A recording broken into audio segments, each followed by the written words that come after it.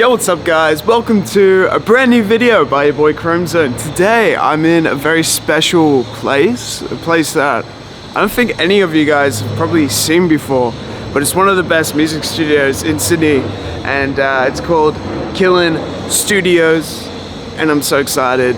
So the reason why I'm showing you one of the coolest music studios is just because I want us to sort of explore what's going on in Sydney with music, studios, see some just cool stuff, and yeah, it's gonna be fun, something a bit different from my YouTube channel, doing, a studio tour, just seeing some incredible spaces. I'm super excited. All right, so this is Daniel.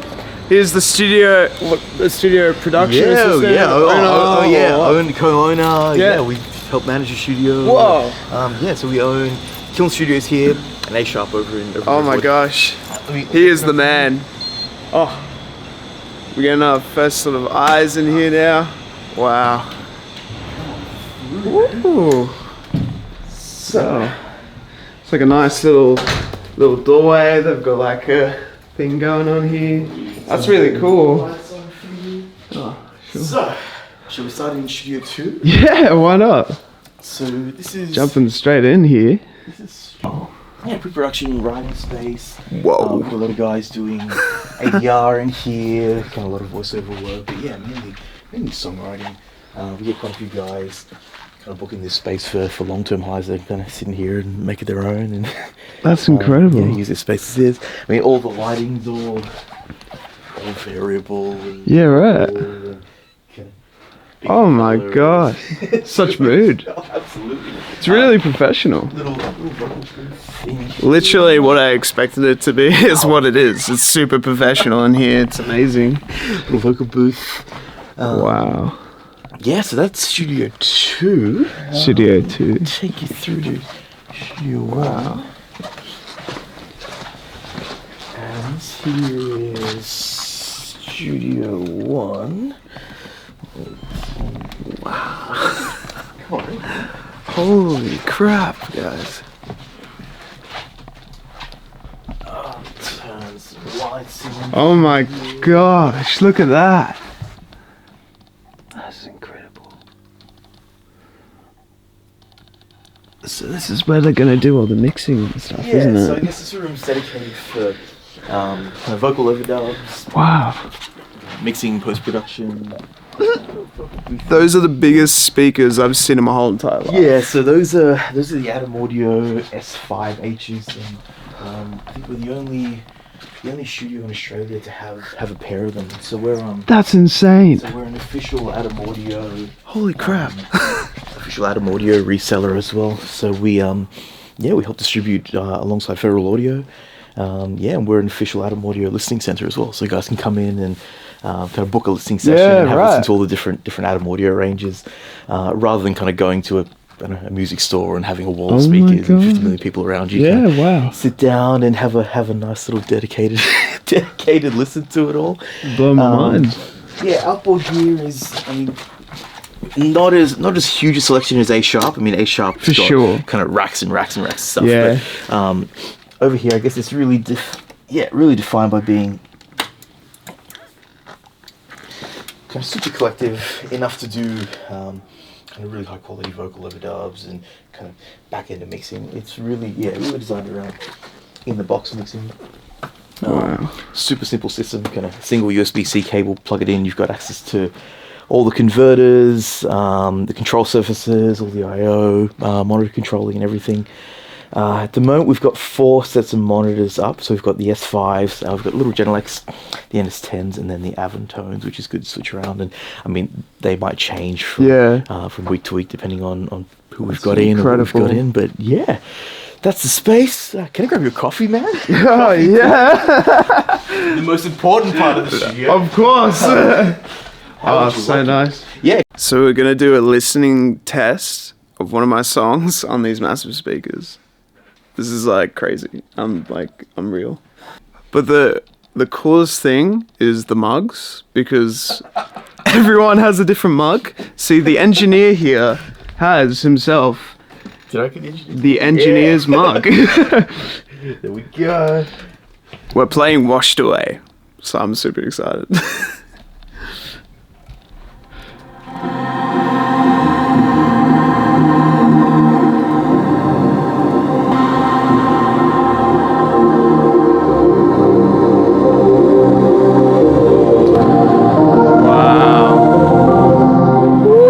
Sounds so like full, huge. It's insane.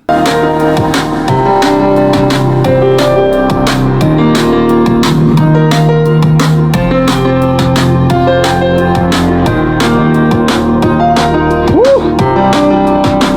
The subs sound so good in here, man. It's incredible.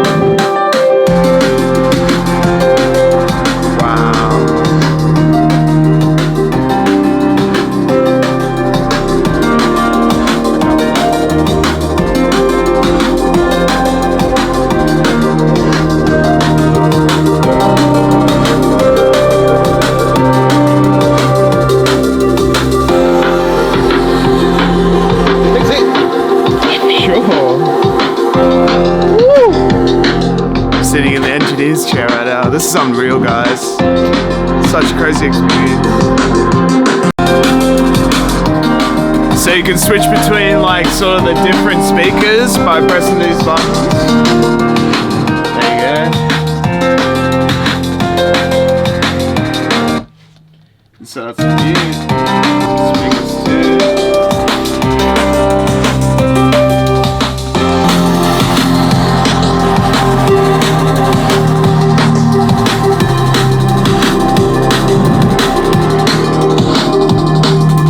Just an unreal experience. Like, this is incredible. Wow.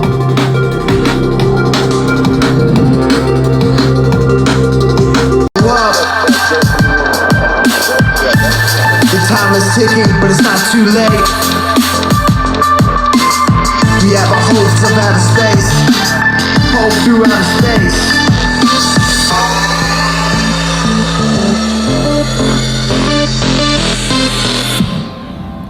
Welcome to Utopia.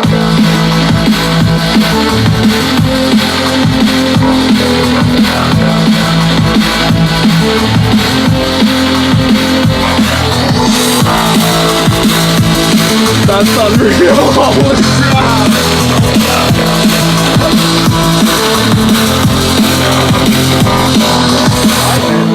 Guys, holy crap, like this is just like straight up insane.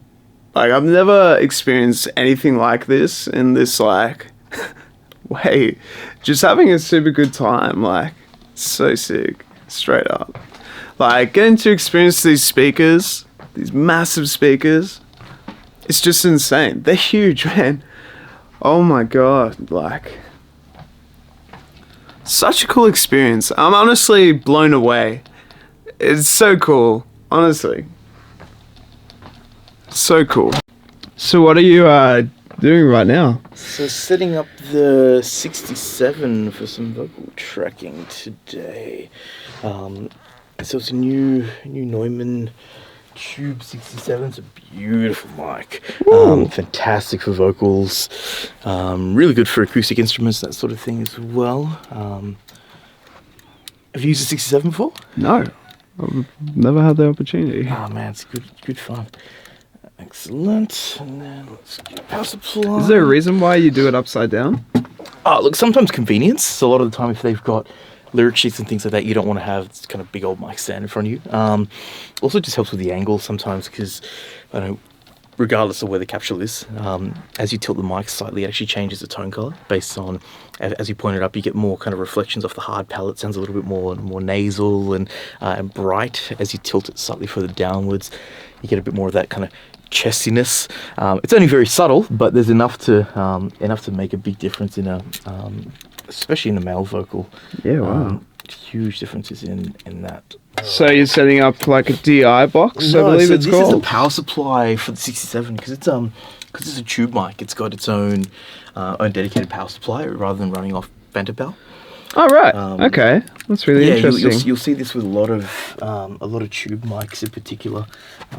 Some of them, if they're multi-pattern, sometimes you'll see the tube mics have the polar pattern selector on the power supply. So if you look at the old Telefunken mics and that sort of thing, you've just got a big old switch that lets you choose between Omni and Figure 8 and everything in between. Wow. But yeah, it's pretty common for a lot of these higher end tube mics to have just dedicated power. Yeah, right. And then So awesome. so it just runs in a multi-pin DIN cable and then out just XLR into the patch bay. Right. Okay. So It's really cool. I'm gonna sneak this over here. Keep this neat.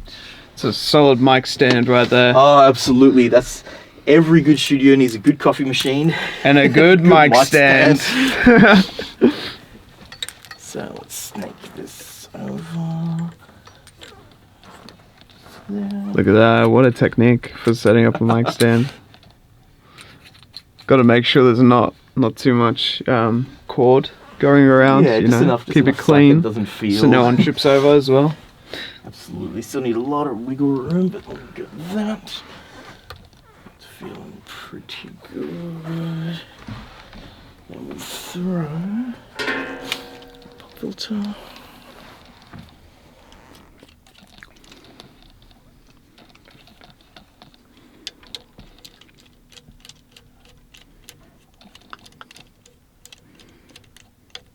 Have you got any thoughts on different pop filters? Because I've heard that metal pop filters and fabric pop filters will give you different outcomes. They do slightly. So it's all got to do with the way the air hits the grill and then gets diffused. Yeah. I find that the metallic pop filters can be a little bright, which isn't always a bad thing. I mean, Yeah. it really depends on what you're putting them in front of. I find that the fabric pop filters, I mean, even people using like, I don't know, old stockings over a coat hanger for sort sure, of thing. for sure. They're a little bit more transparent because they mainly deal with that plosive, just kind of getting rid of that burst of air without dealing with too much of stuff in the high end. Yeah. I guess really, 90% of the time we'll be using, probably more, 95% of the time we'll just be using a fabric pop filter. But yeah, I guess use whatever works. Whatever works. Do you rate Audio Technica much, or is there a reason why you're choosing the DT77s by Bear Dynamics? Just for reference, really. I mean, They're good referencing headphones. the Audio Technica is like, I mean, every engineer's got a pair of M50s, and Yeah. so they're pretty common. I find that these are a little more comfy. Oh yeah. Because they've got the padding, they've got the fabric. Throw them on. Sure. Whoa, they're very comfortable. Very, very comfortable. So they tend to encase your ears a little more. So Yeah.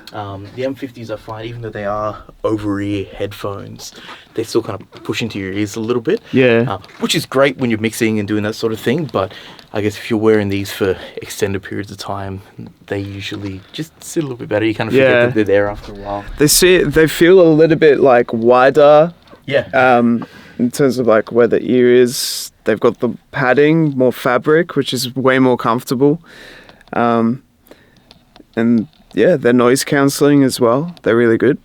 Yeah, they feel really, really comfortable. Yeah. I like it. I mean, headphones are very much like driving a car, I guess. It's like, Yeah. I know preference is going to be the first deciding factor. I mean, it also depends on if you're using them for mix purposes as opposed to just tracking, as opposed to just kind of critical listening. Yeah. And, If you were going to mix on a pair of headphones, what would you choose?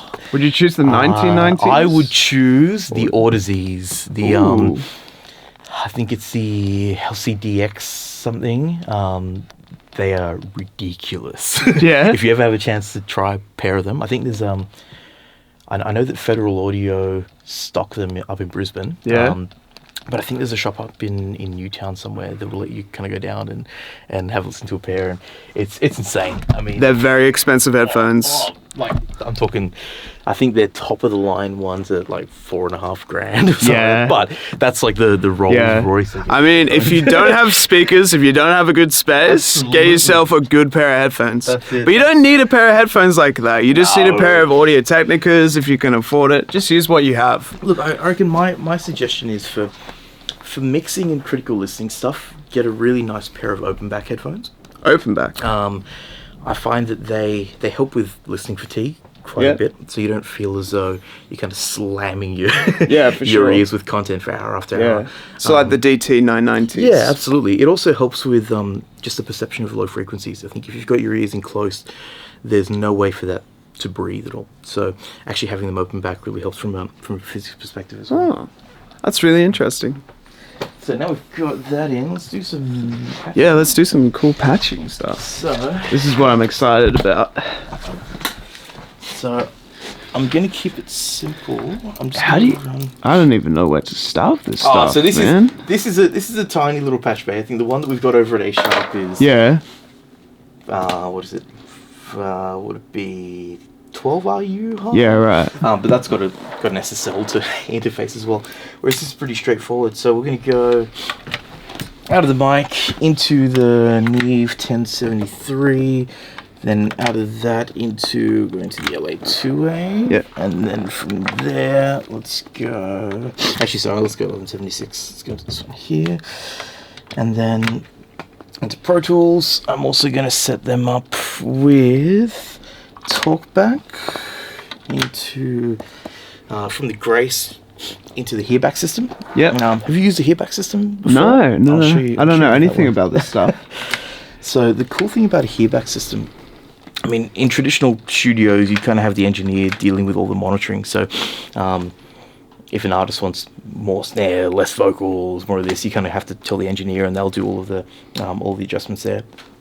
These Hearback systems are fantastic because you can spit out independent stems, and then it's all network based. So you'll see all the way throughout the studio, we'll have these Hearback ports on all of our little patch bays. Which will mean that we can then plug in one of the Hearback modules, and then on each of these you can spit out an independent stem. So you can have your drums coming out of 1, your bass coming out of 3, your snare, I don't know, whatever, how you want to split it up, your vocals, your guitars, your keys, and then it gives the artist the option to just mix and balance their own headphones themselves. I mean, everyone's got different preference in terms of how they want to hear things and what they want to hear while they're tracking. So it's super convenient and super easy to set up as well. Sick. So that spits out the headphone sends. If you guys are confused about like how he knows where everything goes, it's all labeled. So he knows exactly like what Pro Tools is straight away and stuff, how to connect it all up. I guess when you do it for like, as long as he has been doing it, it kind of becomes second nature. Absolutely. I would say. Absolutely. I mean, every studio's got their own patch bay with their own different little quirks and idiosyncrasies, and it's just about learning that particular space. I mean, the concepts will always be the same. I mean, as long as you know your signal flow, as long as you understand kind of gain staging and then just basic routing, you should be able to get your head around stuff. Yeah, pretty for sure. Wow. So we use that. I'll leave the gem. I've always dreamed about seeing these sorts of like compressors and stuff. These aren't cool. Oh man, you'll have a field day when you come down here. Have you seen photos of A Sharp before? Not really. In here, which not a lot of studios do.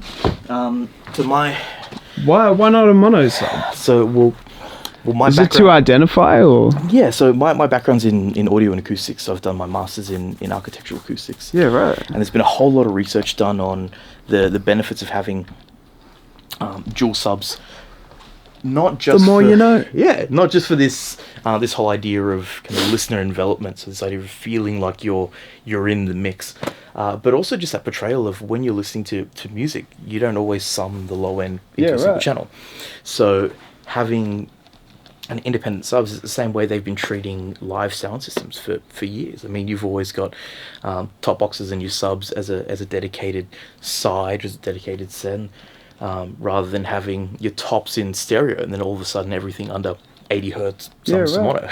Holy crap. It also means that the boxes aren't working as hard themselves either. So Yeah, if right. you're trying to push a whole bunch of low end out of a single large driver, it's not as efficient. Whereas if you have slightly smaller drivers, push them less, give them a lot more headroom, they tend to breathe a little better and you get a lot more response, especially out of smaller cones. They react a lot quicker, so you actually get much more transient out of that bottom end rather than this kind of weak, flubby bass, which is super important. I mean, we get a whole bunch of pop, hip hop, R&B guys who are dealing in kind of super low end. I'm talking about kind of octaves below 808s, and they need a space that they can hear that. I mean, there aren't many studios in Sydney that I think in that listening position it's plus or minus half a dB all the way down to kind of 30 hertz or something like that. So we spend a lot of time getting the room tuned, and it's insane. Around with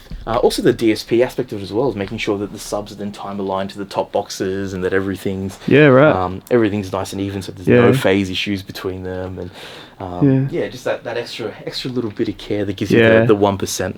Yeah, wow. But it does make as you heard before, it makes a huge difference. Yeah, incredible. But the good little subs actually. Sorry, man, I'm just going to call it. Go for it. Go for him.